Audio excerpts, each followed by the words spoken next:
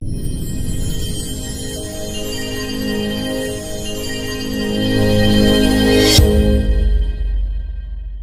प्यारे विद्यार्थियों, आप सभी का आपके अपने YouTube चैनल पर स्वागत है। आज के इस सेशन में हम कक्षा 12 राजनीति विज्ञान का मॉड्यूल पेपर नंबर 4 देखेंगे। मॉड्यूल पेपर 1, 2 और 3 हमने पिछली क्लास में देखे थे, जो इस चैनल पर प्लेलिस्ट में उपलब्ध है। आप वहां से प्लेलिस्ट में जाकर उन वीडियो को देख सकते हो। ये जो आपके मॉड्यूल पेपर है वो परीक्षा में मील के पत्थर साबित होंगे और हमारा टारगेट है बोर्ड परीक्षा राजनीति विज्ञान में 100 में से 100 नंबर लाना। चलिए मोटिवेशन लाइनों के साथ शुरू करते हैं कि जीत जाएंगे हम ये वादा करो, कोशिश हमेशा ज्यादा करो, किस्मत भी रूटे पर हिम्मत ना टूटे, इतना मजबूत इरादा करो। किस्मत भी रूटे पर हिम्मत ना टूटे, इतना मजबूत इरादा करो। हमारा इरादा है बोर्ड परीक्षा राजनीति विज्ञान में 100 में से 100 नंबर लाना। चलिए आज का सेशन शुरू करते हैं। इसमें आपके जो पहला प्रश्न है वो एबीसीडी वाले यानी एमसीक्यू प्रश्न संबंधित होगा। इसमें आपके 18 एमसीक्यू पूछे जाएंगे। इसमें पहला है शॉक थेरेपी किस संस्था के द्वारा दिया गया? शॉक थेरेपी है वो विश्व बैंक के द्वारा दिया गया नाम है। इसमें आपके ऑप्शन सी है वो सही होगा। आगे दूसरा प्रश्न है मास्ट्रिस्ट संधि किस संगठन का आधार है? जो मास्ट्रिस्ट संधि है वो यूरोपीय संघ का आधार है। इसमें आपके ऑप्शन डी है वो सही होगा। आगे तीसरा, चीन की साम्यवादी क्रांति कब हुई? चीन की जो साम्यवादी क्रांति अक्टूबर 1949 में हुई। इसमें आपके ऑप्शन सी है वो सही होगा। आगे चौथा प्रश्न है प्रसिद्ध औद्योगिक ब्रांड हुंडई किस देश का? जो हुंडई कंपनी है वो आपके दक्षिण कोरिया की है। इसमें आपके ऑप्शन डी है वो सही होगा। और आपके दक्षिण कोरिया कहा जाता है हान नदी पर चमत्कार भी कहा जाता है। आपको इसका विशेष रूप से ध्यान में रखना है।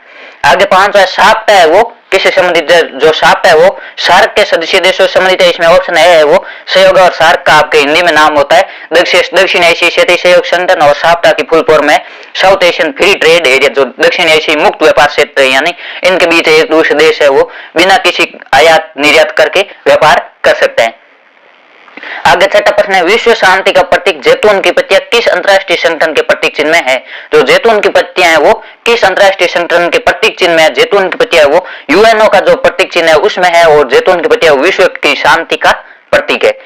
आगे सात प्रश्न है दुनिया में सबसे ज्यादा सशस्त्र संघर्ष कहाँ होते हैं? दुनिया में जो सबसे ज्यादा सशस्त्र संघर्ष है वो अफ्रीका के सारा मरुस्थल के जो दक्षिणवर्ती देश है यानी अफ्रीकी महाद्वीप के देशों में होते हैं।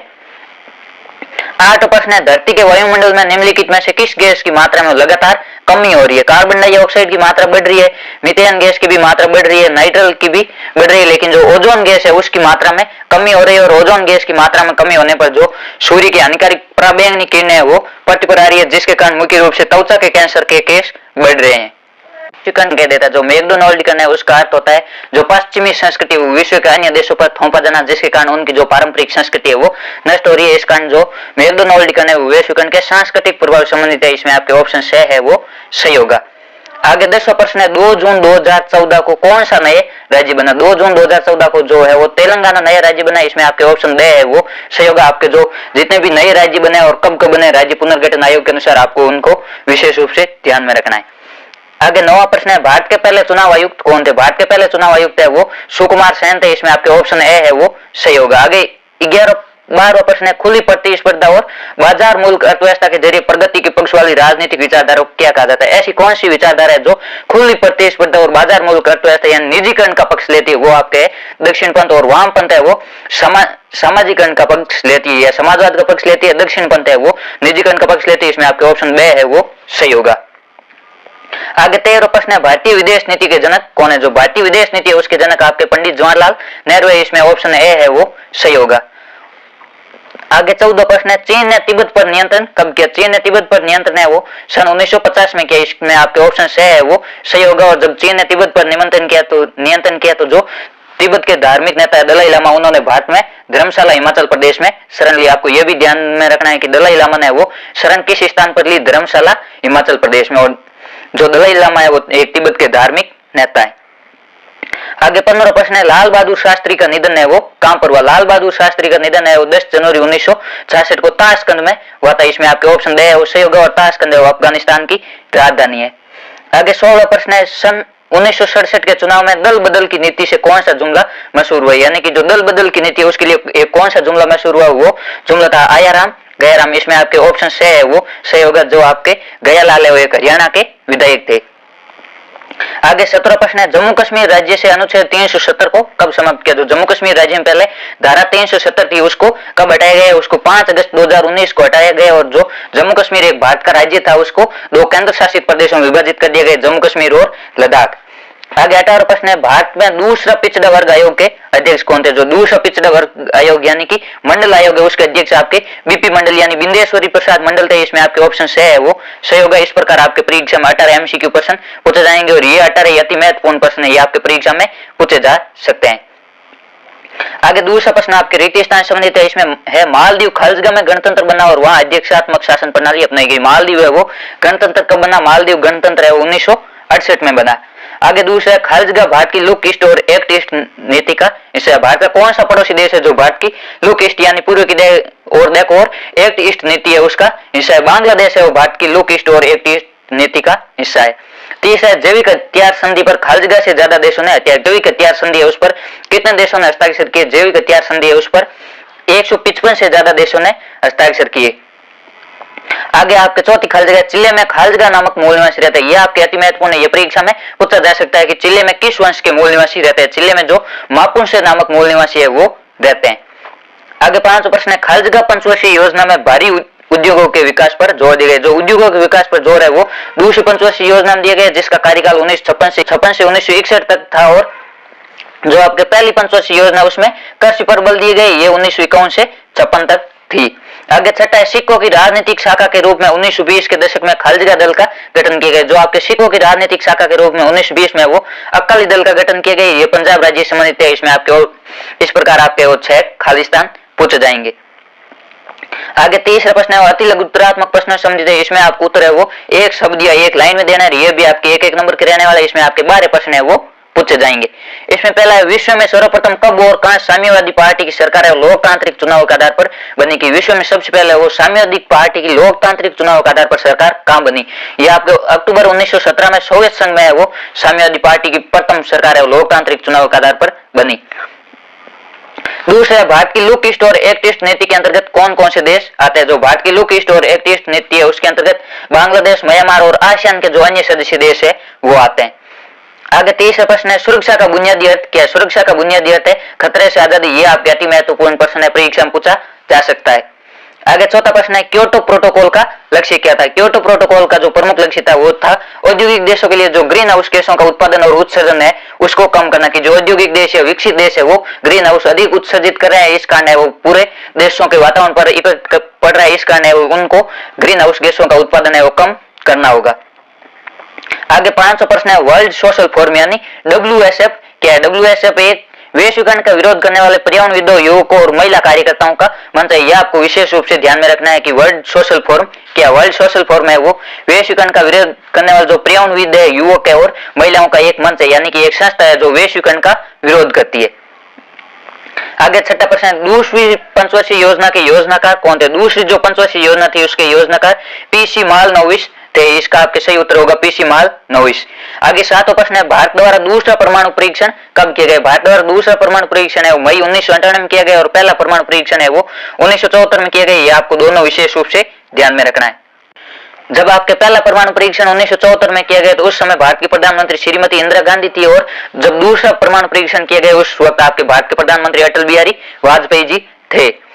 आगे 8वां प्रश्न है, पृथ्वी पर से क्या तात्पर्य? जो पृथ्वी पर से उसे आप क्या समझते हैं? ये भी आपके अति महत्वपूर्ण प्रश्न है और ये जो पृथ्वी पर से इसको बाद में इंदिरा गांधी ने समाप्त भी कर दिया। देशी राजाओं को दिए जाने वाले विशेष अधिकार जैसे वेतन है, भत्ते, इनको पृथ्वी पर कहा जाता है। जब सरदार वल्लभ भाई पटेल ने देशी रियासतों का एकीकरण किया, भारत का एकीकरण किया, भारत में देशी रियासतों को मिलाया तो राजाओं को कुछ भत्ते और कुछ विशेष अधिकार देने का प्रावधान किया कि आपको पर मंथ इतने रुपए मिलेंगे और आप है वो रियासत को भारत में विलय कर दो। तब जो देशी राजाओं को जो वेतन और भत्ते मिलते थे उनको पृथ्वी पर कहा जाता था और बाद में इंदिरा गांधी ने वो इसको समाप्त कर दिया और मोरारजी देसाई ने वो पृथ्वी पर का कड़ा विरोध किया था। आपको इन तीनों चीजों का ध्यान में रखना है कि सरदार वल्लभ भाई पटेल ने पृथ्वी पर लागू किया था, इंदिरा गांधी ने खत्म किया और मोरारजी देसाई ने इसका विरोध किया। आगे 9वां प्रश्न है, लाल डेंगा किस दल के नेता थे? जो लाल डेंगा है वो मिजो नेशनल फ्रंट के नेता थे। आपको यह भी ध्यान में रखना है कि मिजो नेशनल फ्रंट के मुख्य नेता कौन थे? मिजो नेशनल फ्रंट के मुख्य नेता है वो लाल डेंगा थे। आगे 10वां प्रश्न है, भारत के राजनीतिक दलों को मान्यता देने वाली संस्था का नाम बताइए। जो भारत के राजनीतिक दल है, जितनी भी राजनीतिक पार्टियां उनको मान्यता है वो निर्वाचन आयोग देता है, यानी कि ECI election commission of India, Bharat निर्वाचन आयोग। आगे 11वां प्रश्न है वैचारिक प्रतिबद्धता से क्या तात्पर्य, यानी कि वैचारिक प्रतिबद्धता अपने विचार के प्रति प्रतिबद्ध रहना या जो बात कही उसका पालन करना। इसका आपके होगा राजनीतिक दलों का आर्थिक और राजनीतिक विचारधारा के प्रति प्रतिबद्ध होना, यानी कि राजनीतिक दलों की जो विचारधारा है उस पर अटल और अडिग रहना। आगे 12वां प्रश्न है किसी भी दल को स्पष्ट बहुमत प्राप्त नहीं हो तो ऐसी संसद को क्या कहा जाता है। यदि किसी भी दल को स्पष्ट बहुमत प्राप्त नहीं होता तो ऐसी संसद को है वो त्वरित शंकु संसद कहा जाता है। आगे आपके जो खंड 2 है वो लघुत्तरात्मक प्रश्नों से संबंधित है और इसमें प्रत्येक प्रश्न है वो आपके 2 नंबर का रहने वाला, आपके उत्तर सीमा वो 50 शब्द की होगी, यानी आपको 4 से 5 लाइन में इसका उत्तर लिखना है। ये अधिकतर आप उत्तर पॉइंट बना के लिखना है, पॉइंट में आप 3 से 4 पॉइंट है वो लिख सकते हो। आगे इसमें चौथा प्रश्न है पाकिस्तान में लोकतंत्र के स्थायी न बन पाने के क्या कारण है, यानी कि पाकिस्तान में वो लोकतंत्र स्थायी नहीं बन पाया, कभी लोकतांत्रिक सरकार तो कभी सैन्य शासन, इसका क्या कारण है। पाकिस्तान में लोकतंत्र के स्थायी नहीं बन पाने का प्रमुख कारण यह है वहां पर सेना, धर्मगुरु और भूस्वामी अभिजनों का है वो सामाजिक दबदबा है। सेना का सामाजिक दबदबा होने के कारण वहां पर है वो अधिकतर बार सैन्य शासन लागू हो जाता है। दूसरा, भारत के साथ निरंतर तनातनी रहने के कारण सेना समर्थक समूह है वो अधिक मजबूत है। जो पाकिस्तान है उसकी भारत के साथ हमेशा तनातनी या खींचतान बनी रहती है, उसके कारण जो सेना के समर्थक समूह है वो पाकिस्तान में अधिक मजबूत है, उस कारण सैन्य शासन अधिक बार लगता है। तीसरा, अमेरिका और अन्य पश्चिम देशों ने अपने स्वार्थ के लिए वहां सैनिक शासन को बढ़ावा दिया। जो अमेरिका और अन्य पश्चिम देश है उन्होंने अपने निजी स्वार्थ के लिए है वो पाकिस्तान में सैन्य शासन को बढ़ावा दिया। और इसमें चौथा आपके ये भी हो सकता है कि जो आपके पाकिस्तान के राजनीतिक दल है वो विश्वास के योग्य नहीं है, उस कारण भी है वो पाकिस्तान में लोकतंत्र इसलिए नहीं बन पाता। आपके ये अति महत्वपूर्ण प्रश्न है, यह परीक्षा में पूछा जा सकता है। आपके ये 2 नंबर का तो आपको 3 से 4 पॉइंट है वो इसमें लिखना है। आगे 5वां प्रश्न है अंतरराष्ट्रीय आणविक ऊर्जा एजेंसी क्या है। अंतरराष्ट्रीय आणविक ऊर्जा परमाणविक ऊर्जा के शांतिपूर्ण उपयोग को बढ़ावा देने और सैन्य उद्देश्यों में इसके प्रयोग को रोकने की कोशिश करती है। जो अंतरराष्ट्रीय आणविक ऊर्जा है वो जो परमाणविक ऊर्जा यानी जो परमाणु हथियार है उसका शांतिपूर्ण उपयोग को बढ़ावा देने यानी उसका शांतिपूर्ण उपयोग करे और सैन्य उद्देश्य किसी भी युद्ध में उसका प्रयोग करने रोकने के लिए एक संस्था है। इसके अधिकारी है वो विश्व की परमाणु सुविधाओं की जांच करते हैं, जो परमाणु हथियार उनकी जांच करते हैं ताकि नागरिक परमाणु संयंत्रों का इस्तेमाल है वो सैन्य उद्देश्य के लिए नहीं हो। जो आपके परमाणु हथियार है वो नागरिक सुरक्षा के लिए, सैन्य उद्देश्य के लिए नहीं है, ये इसके अधिकारी जांच करते हैं। ये अंतरराष्ट्रीय आणविक ऊर्जा एजेंसी है वो प्रमुख रूप से परमाणु हथियारों की जांच करती है और उसके उपयोग को नियंत्रित करती है। आगे 6वां प्रश्न है वर्तमान विश्व में सुरक्षा को खतरे मानने के किन्हीं 2 कारणों का उल्लेख कीजिए कि वर्तमान विश्व में वो सुरक्षा का खतरा किन किन कारणों से है। वर्तमान विश्व में सुरक्षा को खतरा है वो निम्नलिखित 2 कारणों को मानते हैं। वर्तमान विश्व में वैश्विक तापवृद्धि और संपूर्ण मानव जाति के लिए खतरा है और पर्यावरण में तीव्रता से बढ़ रहा प्रदूषण है विश्व की सुरक्षा के लिए एक गंभीर खतरा है। जो वैश्विक सुरक्षा है उसमें 2 प्रमुख खतरे, एक तो वैश्विक तापवृद्धि यानी तापमान में बढ़ोतरी होना और दूसरा प्रदूषण, ये 2 प्रमुख खतरे हैं।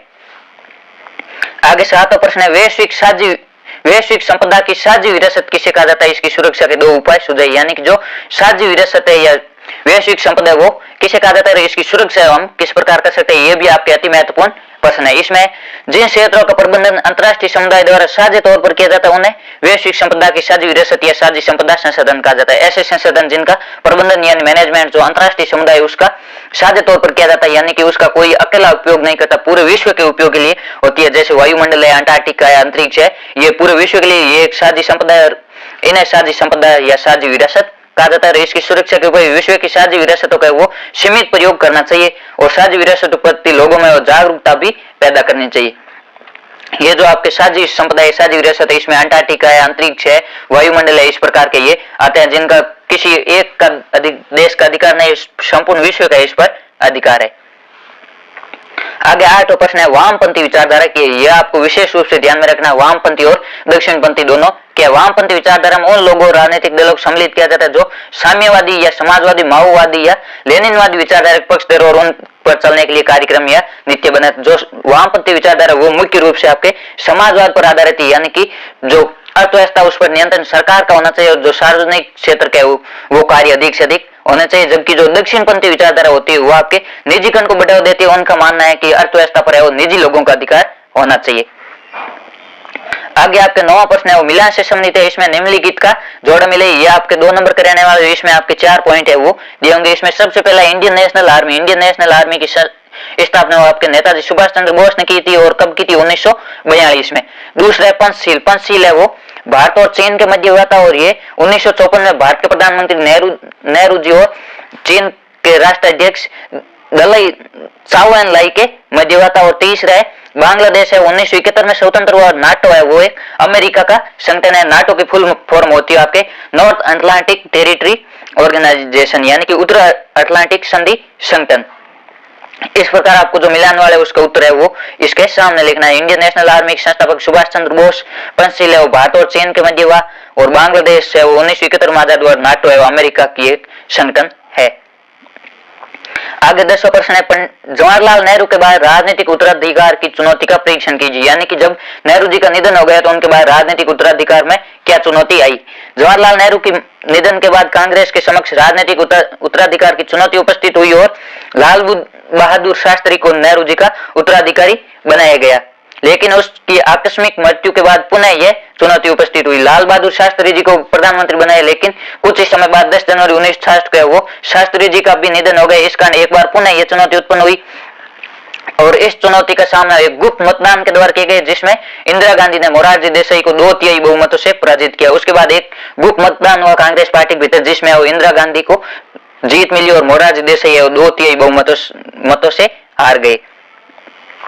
उसके बाद 11वां प्रश्न है, बिहार आंदोलन क्या था। ये आपके जो दो आंदोलन है, बिहार आंदोलन और गुजरात आंदोलन, ये छात्र आंदोलन से संबंधित है, आपको इनको विशेष रूप से ध्यान में रखना है। बिहार आंदोलन है सन 1974 में जयप्रकाश नारायण के नेतृत्व में चलाया गया। इसका जो बिहार आंदोलन का प्रमुख कारण था वो था बेरोजगारी, यानी कि लोगों के पास रोजगार नहीं था, इसलिए लोगों ने बेरोजगारी के खिलाफ आंदोलन चलाया। और मूल्यवर्धि भी प्रमुख कारण था। जयप्रकाश जी ने 1975 में बिहार के लोगों को संबोधित करते हुए कहा कि बिहार आंदोलन का उद्देश्य समाज और व्यक्ति के सभी पक्षों में एक क्रांतिकारी परिवर्तन लाना है। जो समाज और व्यक्ति के सभी पक्ष होते हैं उनमें एक क्रांतिकारी परिवर्तन लाना है। इस प्रकार है वो जयप्रकाश जी ने इसे संपूर्ण क्रांति का नारा दिया कि समाज के जितने भी पक्ष है सभी में क्रांति लानी, इस कारण इसे संपूर्ण क्रांति का नाम दिया गया। यह आपके बिहार आंदोलन है, इसके जो प्रमुख नेता है वो जयप्रकाश नारायण थे और ये 1974 में हुआ। और जो आपके बिहार आंदोलन है वो मार्च 1974 में प्रारंभ हुआ और गुजरात आंदोलन है वो ये मार्च आपके 30 महीने होता है। उसी प्रकार बिहार में आपके 3 वर्ड है तो ये 30 महीने में प्रारंभ हुआ और गुजरात आंदोलन है वो जनवरी 1974 में प्रारंभ हुआ। गुजरात में भी आपके 4 वर्ड है तो जनवरी में भी 4 वर्ड है, आप इस कोड वर्ड से भी इसे याद रख सकते हो। आगे 12वां प्रश्न है, ऑपरेशन ब्लू स्टार क्या था, इसे सिख समुदाय की भावनाओं को क्यों ठेस पहुंची। जो ऑपरेशन ब्लू स्टार है वो क्या था। जून 1984 में अमृतसर के स्वर्ण मंदिर में भारत सरकार द्वारा की गई सैन्य कार्रवाई को ऑपरेशन ब्लू स्टार कहा जाता है। जून 1984 में भारत सरकार ने वो अमृतसर के स्वर्ण मंदिर में सैनिक कार्रवाई की थी, उसे ऑपरेशन ब्लू स्टार कहा जाता है। इस कार्रवाई को दुनिया भर के सिखों ने अपनी धार्मिक विश्वास पर हमला माना। जो आपके अमृतसर का स्वर्ण मंदिर है वो एक सिखों का धार्मिक मंदिर है और जो सेना है उन्होंने इस मंदिर की छत गिरा दी थी, इस कारण वो सैकड़ों सिख मारे गए। तब सिखों ने इसे अपने धर्म पर हमला माना, अपने धार्मिक विश्वास पर हमला माना कि हमारी जो धार्मिक भावनाएं उनको ठेस पहुंचाई गए। आगे 13वां प्रश्न है, भारत में वामपंथी एवं दक्षिणपंथी राजनीतिक दलों के विचारधारा में कोई 2 अंतर बताइए। जो वामपंथी और दक्षिणपंथी है उनमें क्या अंतर है। वामपंथी और दक्षिणपंथी दलों की विचारधारा में अंतर। वामपंथी दल धर्मनिरपेक्षता, सामाजिक आर्थिक न्याय, राष्ट्रीयकरण आदि का समर्थन करते हैं, जबकि दक्षिणपंथी दल है वो भारतीय संस्कृति, प्रबल राष्ट्रवाद, उदारीकरण और भूमंडलीकरण की नीतियों का समर्थन करते हैं। जो वामपंथी दल है वो धर्मनिरपेक्षता, सामाजिक आर्थिक न्याय और राष्ट्रीयकरण का समर्थन करते हैं, और जबकि दक्षिणपंथी दल है वो उदारीकरण, भूमंडलीकरण, वैश्वीकरण इनका समर्थन करते हैं। दूसरा वामपंथी दल सार्वजनिक क्षेत्र के समर्थक है, जबकि दक्षिणपंथी दल है वो निजी क्षेत्र के समर्थक है। जो वामपंथी दल है इनका मानना है कि जो अर्थव्यवस्था के प्रमुख क्षेत्र है उन पर सरकार का नियंत्रण होना चाहिए, जबकि दक्षिणपंथी है उनका मानना है कि निजी लोगों का नियंत्रण होना चाहिए। इस प्रकार आपको वामपंथी और दक्षिणपंथी विचारधारा में 2 अंतर बताना है। आगे आपके जो खंड है वो दीर्घ उत्तरीय प्रश्न समेत, तो इसमें प्रत्येक प्रश्न है वो 3 नंबर का रहने वाला और उत्तर सीमा है वो लगभग 100 शब्द रहेगी, यानी कि आपको 8 से 10 लाइन में इसका उत्तर लिखना है। इसमें 14 प्रश्न, दक्षिण पूर्वी एशियाई राष्ट्रों ने आसियान के निर्माण की पहल क्यों की। यानी कि जो दक्षिण एशियाई राष्ट्र उन्होंने आसियान का निर्माण क्यों किया, इसके निर्माण के कारण क्या थे। इसमें कारण है दूसरे विश्व युद्ध से पहले और उसके दौरान जो दक्षिण पूर्वी एशियाई राष्ट्र है यूरोपीय और जापानी उपनिवेशवाद के शिकार हुए और भारी राजनीतिक और आर्थिक कीमत चुकाई। यानी कि दूसरे विश्व युद्ध से पहले और उसके दौरान जो दक्षिण पूर्वी एशियाई राष्ट्र है वो यूरोप और जापान के गुलाम थे, यानी कि यूरोप और जापान के देश थे वो इन पर अधिकार करते थे और भारी राजनीतिक आर्थिक कीमत चुकाई। युद्ध के बाद इन्हें राष्ट्र निर्माण, आर्थिक पिछड़ेपन और गरीबी जैसी समस्याओं का सामना करना पड़ा और शीत युद्ध काल में एक महाशक्ति के साथ जाने के दबाव को भी झेलना पड़ा कि या तो अमेरिका का पक्ष ले या सोवियत संघ का, ये भी दबाव इन दक्षिण एशियाई राष्ट्रों को झेलना पड़ा। चौथा, परस्पर टकराव की स्थिति में ये अपने आप को संभालने की स्थिति में नहीं थे, यानी कि यदि कोई टकराव हो जाता तो ये कोई अकेला देश मुकाबला नहीं कर सकता। पांचवा गुट निरपेक्ष आंदोलन है वो 30 दुनिया के देशों में सहयोग और मेलजोल कराने में सफल नहीं हो रहे थे। जो गुट निरपेक्ष आंदोलन है वो 30 दुनिया के देश यानी इन दो शक्तियों को छोड़कर अमेरिका और सोवियत संघ के साथ जो देश थे उनको छोड़कर एक अन्य संगठन था गुट निरपेक्ष आंदोलन, ये भी है वो सहयोग और मेलजोल कराने में सफल नहीं हो रहा था। इस कारण वो दक्षिण पूर्वी एशियाई राष्ट्र उन्होंने आसियान के निर्माण की पहल की। इसके अलावा हम जापान की अर्थव्यवस्था पर प्रकाश डालिए। जो जापान की अर्थव्यवस्था है उसके बारे में बताना है। इसका आपके उत्तर होगा द्वितीय विश्व युद्ध के बाद से जापान ने तीव्र गति से विकास किया। 1964 में जापान आर्थिक सहयोग और विकास संगठन organisation for economic cooperation and development का सदस्य बना। इसका आपके शॉर्ट नाम होता है इको। ये जापान है 1964 में इको का सदस्य बना यानी organisation for economic cooperation and development. और दूसरा है 2017 में जापान की अर्थव्यवस्था विश्व की तीसरी सबसे बड़ी अर्थव्यवस्था थी। तीसरा है संयुक्त राष्ट्र संघ के बजट में जापान 10% का योगदान देता है, जो कि योगदान के लिहाज से दूसरा सबसे बड़ा देश है। जो यूएनओ का बजट है उसमें दूसरा सबसे अधिक बजट देने वाला देश आपके जापान है जो 10% देता है। और चौथा सैन्य व्यय के लिहाज से विश्व में जापान का 7वां स्थान। जापान है वो सेना पर भी खर्च करने में है वो विश्व में 7वें स्थान पर है। उसे 6 देश है वो अधिक सेना पर खर्च करते हैं। इसके बाद 15 प्रश्न है संयुक्त राष्ट्र संघ के सिद्धांतों का वर्णन कीजिए यानी कि यूएनओ के जो सिद्धांत है उनको बताना है। संयुक्त राष्ट्र संघ सभी सदस्यों को प्रभुसत्ता और समानता के सिद्धांत में विश्वास रखता है। जो यूएनओ है मुख्यतः समानता के सिद्धांत पर चलता है।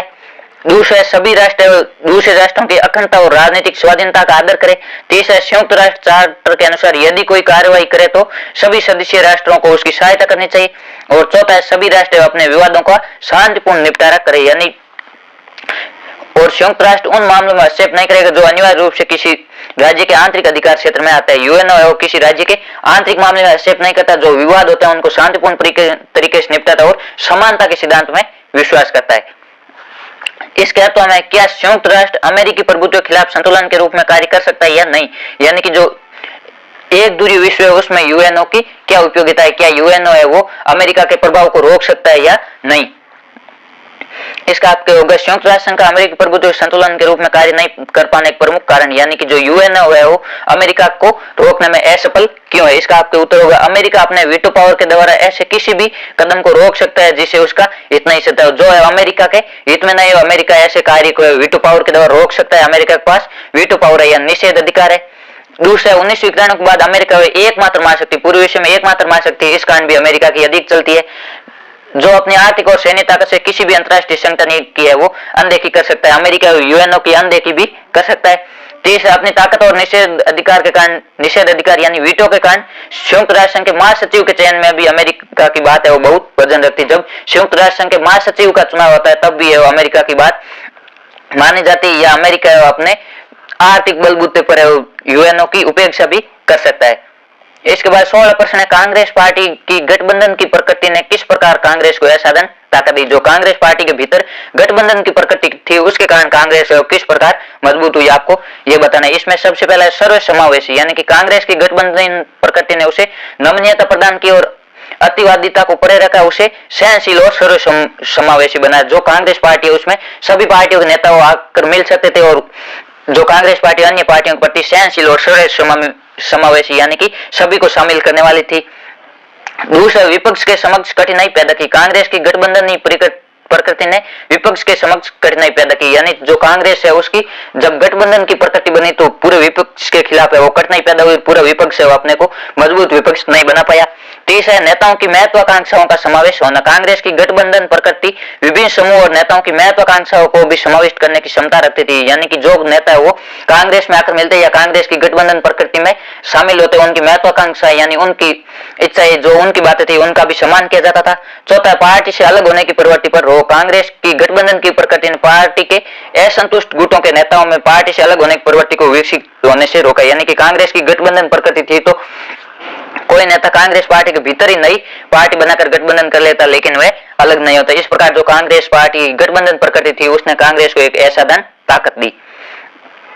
आगे 17 प्रश्न है भारत में प्रतिबद्ध न्यायपालिका के लिए सरकार द्वारा की गई 3 प्रयासों का उल्लेख कीजिए यानी कि ऐसे कोई 3 काम बताइए जिसके कारण सरकार ने वो न्यायपालिका को नियंत्रित करने की कोशिश की या जो न्यायपालिका के कार्य उसमें दखल अंदाजी की। इसमें आपको कोई 3 बताना है। इसमें पहला है न्यायाधीशों की नियुक्ति में वरिष्ठता की अनदेखी। जो आपके 1971 में जब मुख्य न्यायाधीश की नियुक्ति की गई, जो वरिष्ठ न्यायाधीश थे उनको छोड़कर जो एएन रे उनको सर्वोच्च न्यायालय का मुख्य न्यायाधीश बनाए गए। जो 3 वरिष्ठ न्यायाधीश थे उनको छोड़कर जो चौथे वरिष्ठ न्यायाधीश थे एएन रे, जो सरकार के पक्ष में थे, उनको सर्वोच्च न्यायालय के मुख्य न्यायाधीश बनाए गए।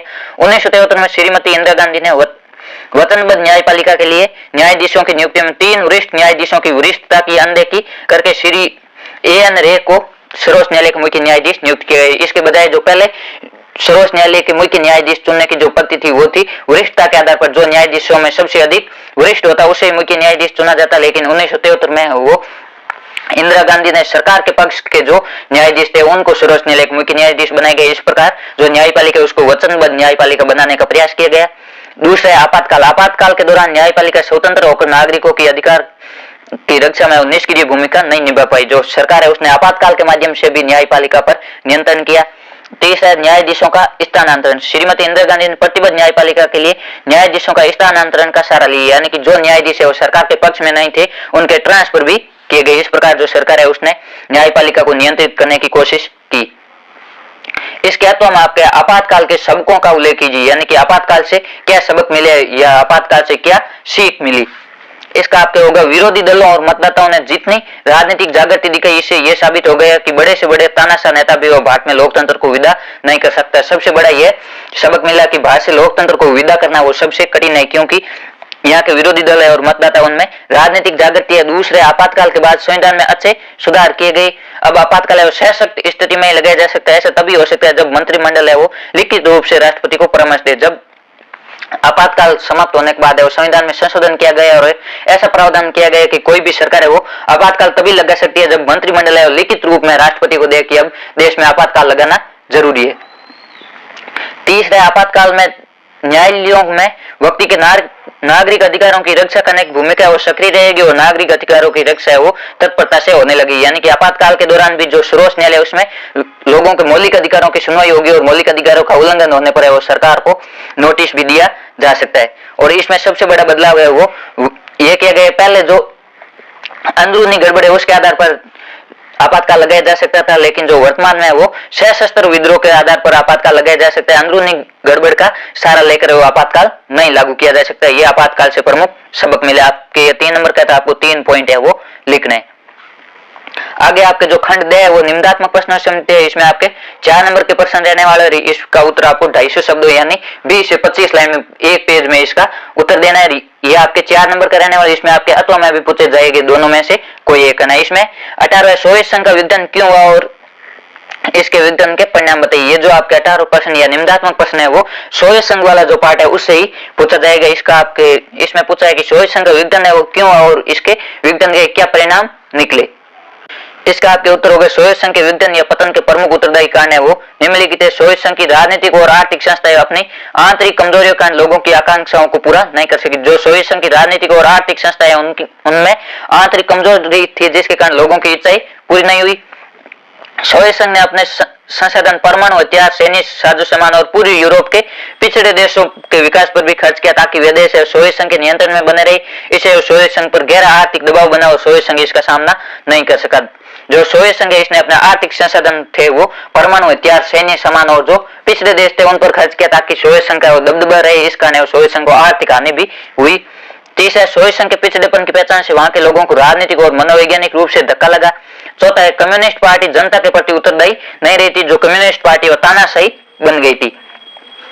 5वां, मिखाइल गोर्बाचेव ने देश में स्वतंत्रता, समानता, राष्ट्रीयता और भ्रातृत्व और एकता के वातावरण को तैयार किए भी नहीं पुनर्गठन, पेरेस्ट्रोइका और खुलापन, ग्लासनोस्ट जैसी महत्वपूर्ण नीतियों को लागू कर दिया। यह आपके सोवियत संघ के विघटन के प्रमुख कारण है। आपको ये दोनों नीतियों को विशेष रूप से ध्यान में रखना है कि मिखाइल गोर्बाचेव ने कौन सी 2 नीतियां लागू की। पेरेस्ट्रोइका जिसका अर्थ होता है पुनर्गठन और ग्लासनोस्ट यानी खुलापन।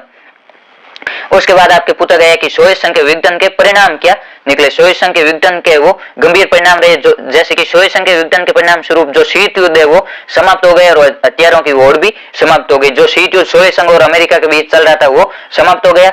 अब संयुक्त राज्य अमेरिका विश्व का एकमात्र महाशक्ति बन गया, विश्व पर उसका वर्चस्व स्थापित हो गया। जब सोवियत संघ का विघटन हुआ तो जो अमेरिका है वो एकमात्र महाशक्ति बन गया।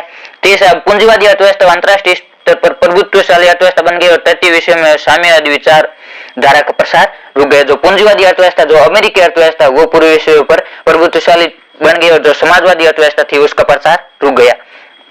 चौथा है सोवियत संघ के विघटन के परिणाम स्वरूप विश्व में 15 स्वतंत्र और संप्रभु राज्यों की संख्या में बढ़ोतरी हुई। सोवियत संघ का विघटन हुआ तो वो 15 देशों में बंटे। पांचवा है तृतीय विश्व का नए उपनिवेशवाद के खतरे का सामना करना पड़ रहा है। जैसे मध्य पूर्व के तेल भंडारों पर अमेरिका ने अपना एक छत्र प्रभुत्व स्थापित कर लिया। जो मध्य पूर्व विश्व के तेल के भंडार है उस पर अमेरिका ने अपना एकमात्र प्रभुत्व स्थापित कर लिया सोवियत संघ के विघटन के बाद। ये सोवियत संघ के विघटन के परिणाम निकले। इसके अथवा में आपके है शॉक थेरेपी क्या है, उत्तर साम्यवादी सतहों पर इसके परिणामों का आकलन कीजिए। यानी कि शॉक थेरेपी क्या होती है और इसके परिणाम क्या निकले।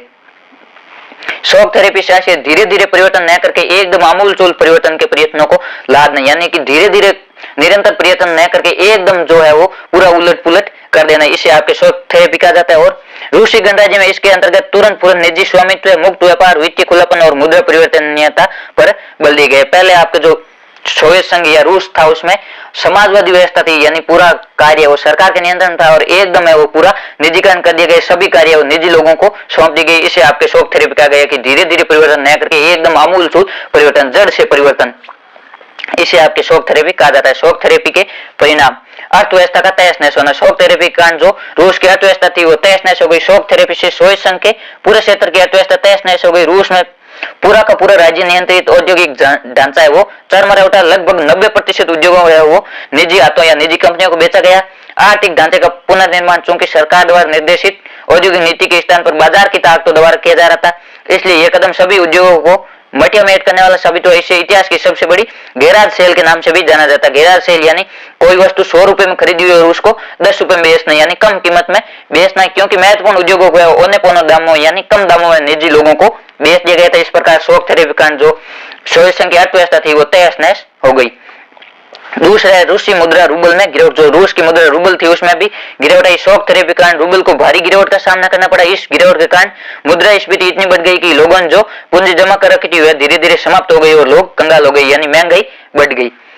आगे इसका तीसरा शॉक थेरेपी के परिणाम है खाद्यान्न सुरक्षा की समाप्ति। शॉक थेरेपी परिणाम स्वरूप सामूहिक खेती प्रणाली थी वो समाप्त हो गई। अब लोगों की खाद्यान्न सुरक्षा व्यवस्था भी समाप्त हो गई। रूस ने खाद्यान्न का आयात करना शुरू किया। पहले रूस में सामूहिक खेती की जाती थी, शॉक थेरेपी के कारण वो सामूहिक खेती बंद हो गई। इस कारण लोगों को खाद्यान्न खाने का अन्न भी नहीं मिल रहा था। इस कारण रूस ने वो दूसरे देशों से खाद्यान्न मंगाया। चौथा है वैकल्पिक व्यापारिक ढांचे का अभाव। शॉक थेरेपी के कारण पुराना व्यापारिक ढांचा तहस नहस हो गया और लेकिन इसकी जगह कोई वैकल्पिक व्यवस्था नहीं हो पाई, यानी कि इसका कोई दूसरा विकल्प नहीं मिल पा रहा था। जो प्राचीन व्यवस्था थी वह भी तहस नहस हो गई। पांचवा समाज कल्याण की समाजवादी व्यवस्था का खात्मा। जो समाज कल्याण की समाजवादी व्यवस्था थी वो खत्म हो गई। शॉक थेरेपी परिणाम स्वरूप रूस और अन्य राज्यों में गरीबी का दौर बढ़ता ही चला गया और अमीरी और गरीबी के बीच जो विभाजन रेखा थी वो बढ़ती चली गई। अमीर लोग अधिक अमीर होते गए, जो गरीब थे वो अधिक गरीब होते गए। छठा है लोकतांत्रिक संस्थाओं के निर्माण को प्राथमिकता नहीं दी गई। शॉक थेरेपी के बाद लोकतांत्रिक संस्था थी उसके निर्माण को प्राथमिकता नहीं दी गई और जो संसद है वो एक कमजोर संस्था रह गई। आगे आपके 1900 प्रश्न है वो वैश्वीकरण वाले पाठ से संबंधित है। ये आपके 4 नंबर का पूछा जाएगा। इसमें आपके पक्का जो वैश्वीकरण के प्रभाव है उनसे प्रश्न पूछा जाएगा कि वैश्वीकरण के सकारात्मक प्रभाव कौन से है, नकारात्मक प्रभाव कौन से, या आर्थिक, सांस्कृतिक और राजनीतिक प्रभाव कौन कौन से। इसमें पहला है वैश्वीकरण के आर्थिक प्रभावों की विवेचना कीजिए। इसमें आपके 2 नंबर का होगा वैश्वीकरण के सकारात्मक आर्थिक प्रभाव और वैश्वीकरण के नकारात्मक प्रभाव 2 नंबर के रहने वाले। इस प्रकार आपके ये 4 नंबर का प्रश्न है वैश्वीकरण वाले पाठ से पूछा जाएगा। इसमें है वैश्वीकरण के आर्थिक प्रभाव को 2 भागों में बांटा जा सकता है, वैश्वीकरण के सकारात्मक आर्थिक प्रभाव और वैश्वीकरण के नकारात्मक आर्थिक प्रभाव। वैश्वीकरण के जो सकारात्मक आर्थिक प्रभाव उसमें पहला वस्तुओं के व्यापार में वृद्धि हुई, यानी कि वैश्वीकरण के कारण विदेशी व्यापार में वृद्धि हुई है। वैश्वीकरण ने देशों के आयात प्रतिबंधकों को कम किया जिससे संपूर्ण विश्व में वस्तुओं के व्यापार में वृद्धि हुई, यानी कि कोई भी देश है अपना सामान दूसरे देश में बेच सकता है। दूसरा है पूंजी के प्रवाह में वृद्धि। वैश्वीकरण के कारण संपूर्ण विश्व में पूंजी के प्रवाह में वृद्धि हुई क्योंकि अब धनी देश के निवेशक करता है वो अपने धन को अपने देश के स्थान पर अन्य देशों में भी निवेश कर सकते हैं। जो विदेशी निवेश है वो दूसरे देशों में कर सकते हैं। तीसरा विचार प्रवाह में वृद्धि। लोगों के विचार है वो एक देश से दूसरे देश में फैलने लगे। वैश्वीकरण के कारण विचार प्रवाह में वो आबाद हो गए। इंटरनेट है इसका एक स्पष्ट उदाहरण। इंटरनेट है वो वैश्वीकरण के कारण ही सफल हो पाया और इसके कारण विचार प्रवाह में महत्वपूर्ण वृद्धि हुई है। चौथा है व्यक्तियों के आवागमन में वृद्धि। वैश्वीकरण के कारण अब एक देश के लोग दूसरे देशों में रोजगार, शिक्षा, व्यापार हेतु आ जा रहे हैं। यद्यपि लोगों का आवागमन है वो वस्तु और पूंजी के प्रवाह की तुलना में कम है, लेकिन जो आवागमन है उसमें पहले की तुलना में वृद्धि हुई है। पांचवा पारस्परिक जुड़ाव का बढ़ना। आर्थिक वैश्वीकरण के कारण लोगों में पारस्परिक जुड़ाव बढ़ रहा है, पारस्परिक निर्भरता अब तेज हो गई, यानी कि लोग एक दूसरे से जुड़ रहे हैं। छठा है आर्थिक समृद्धि का बढ़ना। वैश्वीकरण के कारण लोगों की आर्थिक समृद्धि और खुशहाली बढ़ी, यानी लोगों की आय में वृद्धि हुई है। ये आपके 6 सकारात्मक प्रभाव और इसके बाद आपके वैश्वीकरण के नकारात्मक आर्थिक प्रभाव, यानी कि ऐसे कौन से आर्थिक प्रभाव है जिनसे नुकसान भी हुआ है। सरकारों द्वारा सामाजिक न्याय की उपेक्षा। इसमें वैश्वीकरण के कारण जो सरकारों की जिम्मेदारी वो कम हो गई, इसके कारण जो सरकार सामाजिक न्याय यानी अमीर और गरीब के बीच का जो विभाजन है उसकी उपेक्षा करी। आर्थिक वैश्वीकरण सरकारें अपनी सामाजिक न्याय की जिम्मेदारियों से अपना हाथ खींच रही है, इससे जो कमजोर वर्ग है उसको नुकसान हो रहा है, उसकी स्थिति बदहाल हो रही है। दूसरा, गरीब देशों के लिए अहित कर। वैश्वीकरण के चलते जो गरीब देश है वो आर्थिक रूप से बर्बाद हो रहे हैं, जो अमीर देश है उन पर अपना प्रभुत्व स्थापित करते हैं। तीसरा है पुनः उपनिवेशीकरण का भय। पुनः उपनिवेशीकरण यानी किसी दूसरे देश के गुलाम हो जाने। विश्व के कुछ अर्थशास्त्रियों ने चिंता जाहिर की है कि आर्थिक वैश्वीकरण है वो धीरे धीरे पुनः उपनिवेशीकरण की ओर ले जा रहा है। जिस प्रकार कोई मान लो दूसरे देश की कंपनी किसी छोटे देश में अपना व्यापार खोल लिया और वहां पर धीरे धीरे उस देश की सतह पर भी कब्जा कर लेगी, इस प्रकार धीरे धीरे वापस उपनिवेशीकरण भी हो सकता है। इसके तो हम आपके वैश्वीकरण की व्याख्या कीजिए, यानी वैश्वीकरण क्या है। वैश्वीकरण को बढ़ावा देने में प्रौद्योगिकी का क्या योगदान रहा है, यानी कि वैश्वीकरण को बढ़ावा देने में तकनीकी का मुख्य रूप से क्या योगदान रहा, आपको यह भी विशेष रूप से ध्यान में रखना है। या आपके यह भी पूछा जा सकता है कि वैश्वीकरण को बढ़ावा देने में प्रमुख महत्वपूर्ण कारक कौन कौन से, उनको भी आपको बताना है। इसमें भी आपके महत्वपूर्ण है वो प्रौद्योगिकी होगी। वैश्वीकरण से आशय अवधारणा के रूप में वैश्वीकरण मौलिक प्रवाह से संबंधित है। वैश्वीकरण का जो आपके शाब्दिक अर्थ होता है वो होता है प्रवाह। ये प्रवाह कई तरह का हो सकता है। दुनिया के एक विशेष दूसरे देश में जाने वाले विचार, दोष या दो से अधिक देशों के बीच पूंजी का टकराव, सीमाओं के पार होने वाली वस्तु और दुनिया के विभिन्न भागों में बेहतर आजीविका की तलाश में घूम रहे लोग। विश्वव्यापी अंतर संबंध एक महत्वपूर्ण तत्व है जो निरंतर प्रवाह के परिणाम स्वरूप बना और टिका। जो वैश्वीकरण है उसका शाब्दिक अर्थ होता है प्रवाह और इसकी आपके परिभाषा होती है पूंजी, विचार, वस्तु, पूंजी का एक स्थान से दूसरे स्थान पर प्रवाह होना ही शाब्दिक रूप से वैश्वीकरण कहलाता है। वैश्वीकरण को बढ़ावा देने में प्रौद्योगिकी यानी तकनीक का योगदान। जबकि वैश्वीकरण का कोई एक कारण नहीं, अनेक कारण है जिस कारण वैश्वीकरण को बढ़ावा मिला, अपितु प्रौद्योगिकी इसकी एक अपरिहार्य वजह है, यानी कि इसके कारण यह मुख्य रूप से वैश्वीकरण बढ़ा है। इसमें कोई संदेह नहीं है कि हाल ही के वर्षों में टेलीग्राफ, टेलीफोन और माइक्रोचिप के आविष्कार ने दुनिया के विभिन्न हिस्सों में संचार में क्रांति लाई है। जब शुरू में मुद्रण यानी प्रिंटिंग हुआ तो ये राष्ट्रवाद के निर्माण का आधार बना है। इसलिए आज हमें यह भी उम्मीद करनी चाहिए कि जो प्रौद्योगिकी है हमारे व्यक्तिगत नहीं बल्कि हमारे सामाजिक जीवन के बारे में भी सोचती है, यानी कि जो टेक्नोलॉजी हो हमारे पर्सनल लाइफ के बजाय पूरा सोशल लाइफ है उसके बारे में भी सोचती है, हमारे सोशल लाइफ को भी प्रभावित करती है। दुनिया के एक हिस्से से दूसरे हिस्से में अधिक आसानी पूर्वक आने जाने के लिए विचारों, पूंजी, वस्तु और लोगों की क्षमता को तकनीकी विकास द्वारा बड़े पैमाने पर संभव बनाए गए इन प्रभावों की गति है वो भिन्न हो सकती है। दुनिया के एक हिस्से से दूसरे देश में हमें वो आसानी पूर्वक अपने विचार भेज सकते हैं, पूंजी का प्रवाह कर सकते हैं, वस्तु और लोग एक स्थान से दूसरे स्थान पर जा सकते हैं। ये मुख्य रूप से तकनीकी कारण संभव हुआ, लेकिन इन प्रवाह गति है वो भिन्न हो सकती है, यानी तकनीकी गति भिन्न हो सकती है। कहीं इनका प्रवाह तेज गति से होता है, कहीं धीमे गति से। इस प्रकार वैश्वीकरण में तकनीकी का मुख्य योगदान है। आगे आपके 20 प्रश्न है वो भारत के मानचित्र से संबंधित रहने वाले। इसमें आपके भारत के राज्य या जो कोई प्रसिद्ध स्थान है या जो किन्हीं राज्यों की राजधानी है वो आपके पूछा जा सकता है। इसमें आपके पूछा गया उत्तराखंड, मेवाड़ जो कि राजस्थान में, और अंडमान निकोबार द्वीप समूह और दिल्ली। इसके अथवा में भी आपके 4 स्थान दिएंगे, आपको या तो ऊपर वाले करने या अथवा वाले 4 स्थान। ऐसे नहीं कि ऊपर वाले 2 कर दिए और 2 नीचे वाले, तो आपके पूरा 4 नंबर का गलत हो जाएगा। ये आपके भारत का मैप है वो बहुत ही इजी आता है, इसमें आपके हर कोई कर सकता है। ये जो उत्तराखंड है आपके, उत्तराखंड है उत्तर प्रदेश के जस्ट ऊपर नेपाल और हिमाचल प्रदेश के बीच में, और दिल्ली है वो हरियाणा और उत्तर प्रदेश के बीच में, मेवाड़ है वो राजस्थान में, और जो अंडमान निकोबार द्वीप समूह है वो आपके बंगाल की खाड़ी में, और इधर अरब सागर में है वो लक्षद्वीप है। यह आपको विशेष रूप से ध्यान में रखना है कि बंगाल की खाड़ी में अंडमान निकोबार द्वीप समूह, आपको ए बी नाम से याद में रखना है कि अंडमान निकोबार और बंगाल की खाड़ी और इधर अरब सागर में है वो लक्षद्वीप है। इसके तो हम आपके बनारस जो उत्तर प्रदेश में, कोल्हापुर महाराष्ट्र में, बड़ौदा गुजरात में, और मुंबई है वो महाराष्ट्र में। यह आपके बड़ौदा है वो गुजरात में, मुंबई है वो महाराष्ट्र में जो महाराष्ट्र की राजधानी, और कोल्हापुर भी महाराष्ट्र में, बनारस है वो उत्तर प्रदेश में। इस प्रकार आपके बोर्ड परीक्षा में 20% पूछे जाएंगे। ये आपके इस मॉडल पेपर में वो अति महत्वपूर्ण प्रश्न है, ये आपके परीक्षा में पूछे जा सकते हैं। आप इनको 1 से 2 बार जरूर पढ़े। आपको इसकी पीडीएफ हमारे टेलीग्राम ग्रुप पर मिल जाएगी। टेलीग्राम ग्रुप का लिंक है इस वीडियो के डिस्क्रिप्शन में दिया गया, आप वहां से जाकर टेलीग्राम ग्रुप ज्वाइन करके पीडीएफ प्राप्त कर सकते हो। और इस चैनल को अपने दोस्तों के साथ या कक्षा 10 में कोई पढ़ रहा अपना छोटा भाई बहन है तो उनके साथ भी शेयर करें, ताकि इनको भी इन मॉडल पेपरों के फायदे मिल सके। और इस चैनल पर आपको कक्षा 10 और कक्षा 12 के सभी विषयों के जब तक बोर्ड परीक्षा नहीं होगी तब तक अनवरत लगातार निरंतर मॉडल पेपर हल करवाए जाएंगे। इसलिए जुड़ना न भूले, चैनल को सब्सक्राइब कर ले ताकि नेक्स्ट क्लास आते ही आपको सूचना मिल जाए। धन्यवाद, मस्त रहिए, पढ़ाई करते रहिए।